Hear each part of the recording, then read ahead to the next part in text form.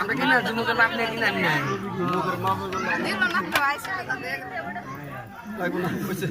এটা তো খুব আরামে খেলেছে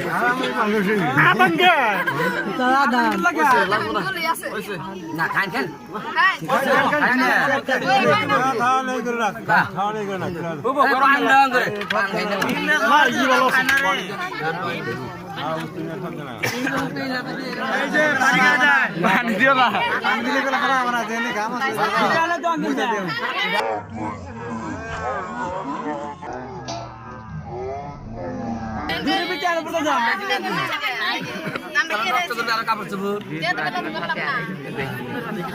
না না